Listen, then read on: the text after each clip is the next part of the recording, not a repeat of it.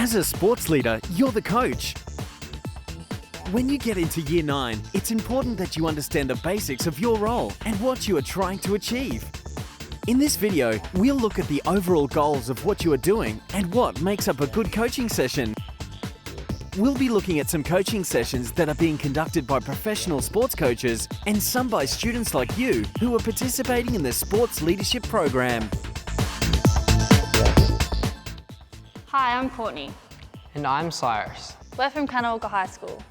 We have both been involved with the Premier Sporting Challenge and the Learning to Lead program for the last 3 years. We've been involved with all the coaching activities, including the basic skills and small team games, but are particularly interested in developing the fitness circuits for the Sport Leadership program here at Cannawalka High. All primary school students need to learn the basic skills to play a wide range of sports. These skills are best developed in the early years of school, but it's never too late to learn. Year 5 and 6 sport leaders will be trained to help their teachers to run these types of activities for the younger students. So check them out.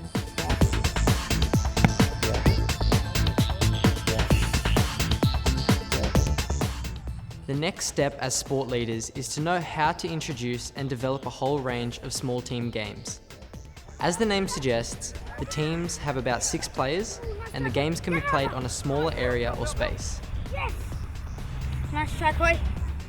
As a student in the Year 7 and 8 leadership program, you'll need to learn several games including polo hockey, 3-touch soccer, soft cross and 2-base t-ball. 4 runs! Other small team games that are easy to get going in a school sport program include 6-a-side cricket, yard ball, touch and a small team version of league, rugby and AFL. Have a look at these games to get an idea of what you as sport leaders are trying to introduce and develop at your school. You can even play these games after school or on the weekends with your friends. The important thing to remember is keep it simple. While developing your skills as a coach and a sport leader, you might also be interested in developing dance and fitness activities which are not only healthy and aerobic but heaps of fun. Check out Bonnie from junior high.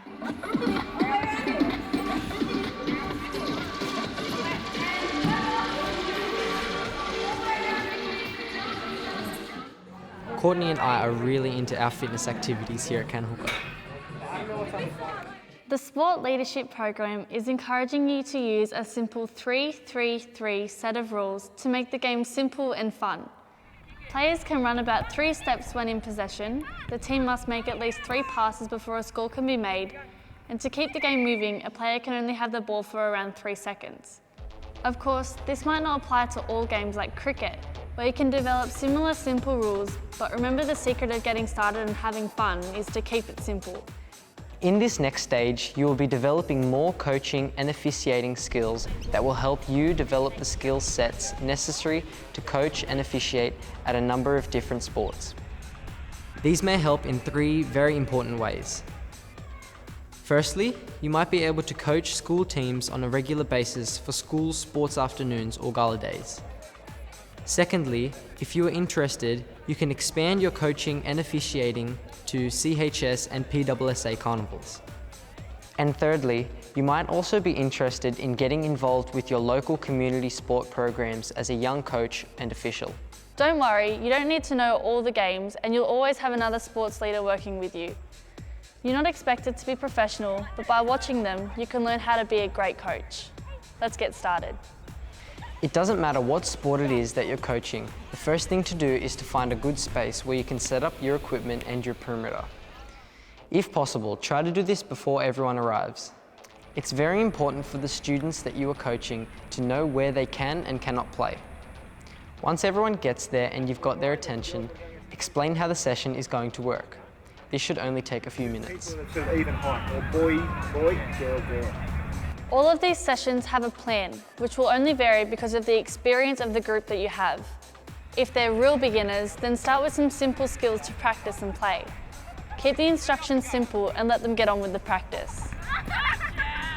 And then, if you have a group who have some experience, then get into the small team or modified games quickly, working on the skills development only if they need to review them. In this type of session, you can work on developing some of the basic strategies of attack and defence.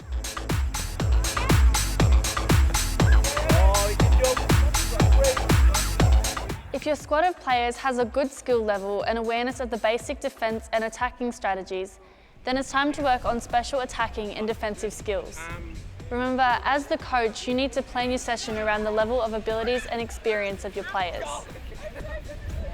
And then always be ready to change the session if it is too hard or too easy for the players.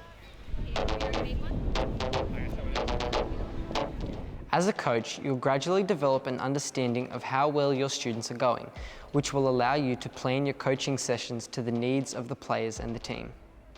Remember, don't get too far ahead of the players and make the training fun and safe.